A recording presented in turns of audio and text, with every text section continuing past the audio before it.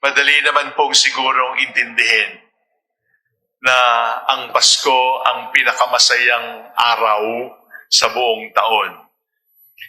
At sa ating mga Pilipino, ang simbang gabi ay simula na ng Pasko. Tanong ko lang po sa inyo, mas masaya ba si Jesus sa araw ng Pasko kaysa sa ibang araw ng taon? Is Jesus happier on Christmas than on other days of the year? Yes or no? Pakisagot nga ho. Is Jesus happier on Christmas than on the other days of the year? Yes or no? No. No. Hindi natin pwedeng dagdagan ang ligaya ng Diyos because God is perfect. In fact, bago pa natin na-imbento ang kalendaryo, maligaya na ang Diyos. At hindi natin pwedeng dagdagan ang kaligayahan ng Diyos dahil nagpasko tayo. Kasi magpasko tayo o hindi, Diyos pa rin siya. Pero pag hindi tayo nagpasko, tayo ang nababawasan. We are diminished if we ignore Christmas. We are diminished if we ignore the message of Christmas. We are diminished if we forget that God became a human being and became like all of us out of love for us. So, ibig sabihin, hindi kailangan ng Diyos ang Pasko. Ang nangangailangan ng Pasko, ang nangangailangan ng simbang gabi ay tayo. Why do we need simbang gabi? Why do we need Christmas? Why do we need to celebrate Christmas? We need it because Christmas is a reminder that we need parents. Kailangan natin ang magulang. Sasabihin mo sa akin, broken home po kami. Sasabihin mo sa akin,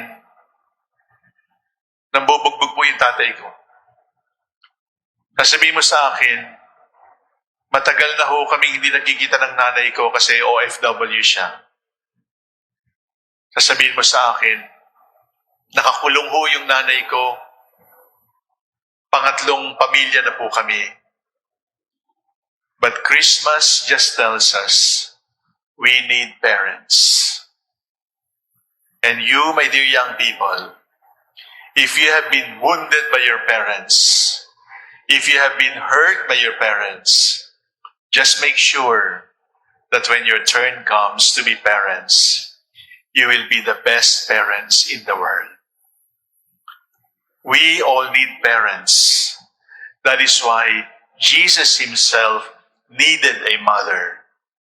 The father of Jesus is not Saint Joseph. The father of Jesus is God the Father in heaven. But Jesus needed Saint Joseph to be foster father upang mag-ampon sa kanya sapagkat kailangan niyang may magturo sa kanya para humawak ng pako at ng martilyo. Kailangan may magturo sa kanya para magligari ng kahoy. Kailangan may magturo sa kanya para magsukat kapag gumakawa ka ng silya. And all of these, he had to learn from Joseph, his foster father. Christmas is a celebration of that one reality. We all need parents. Wala na po akong parents sapagkat sumakabilang buhay na. Pero hindi ako magiging ako kung wala akong magulang. Maaaring sinaktan ka ng magulang, maaaring iniwanan ka ng magulang, maaaring niloko ka ng magulang. But on Christmas, let us be grateful for the parents God has given us, no matter what. Because among all the commandments of the Lord, honor your father and your mother is the only commandment that has a promise. What does it say? Honor your father and your mother, and you will have life everlasting. Baligtarin natin. Dishonor your father and your mother. Disrespect your father and your mother. Curse your father and your mother, and you will have everlasting death. Christmas reminds us we need parents. Christmas also reminds us we need friends. Kailangan natin ng kaibigan. Minsan, yung kaibigan mas matimbang pa kaysa sa kapatid. Minsan, yung kaibigan mas mahal pa natin kaysa sa kapatid. At ganun nga ang ginawa ni Jesus. The Lord said, "You are no longer slaves. You are my friends. And there is no greater friendship than to die for your beloved." Anong kwenta ng Pasko kung wala kang kaibigan? Anong kwenta ng Pasko kung hindi ka kaibigan ng kahit sino? Alam natin yung damdamin. Mahal mo siya, pero hindi ka naman pinapansin. At meron siyang mahal na iba. Alam mo yung damdamin na may nagmamahal sa'yo, pero ayaw mo naman, sapagkat iba ang gusto mong maging kaibigan. But when all human friendships fail, the message of Christmas is, I am a man, I am God, and I am your friend. And Jesus, our friend, is the only friend who will never fail. Jesus, our friend, is the only friend who will always be faithful. We need parents. We need friends. Hulaan ninyo, ano yung pangatlong need natin kaya may Pasko? Ang pangatlong need natin kaya may Pasko ay we need problems. We need problems. Because problems teach us lessons that no easy life can teach. Di ba ninyo natatandaan sa buhay natin? Kailan ka natuto talaga? Yung napahiya ka, yung natalo ka. Kailan mo natatandaan yung pinakamahalagang aral? Nung nagkasakit kang kamuntik ka ng mamatay. Nung halos ka ng masagasaan. Nung nakulong.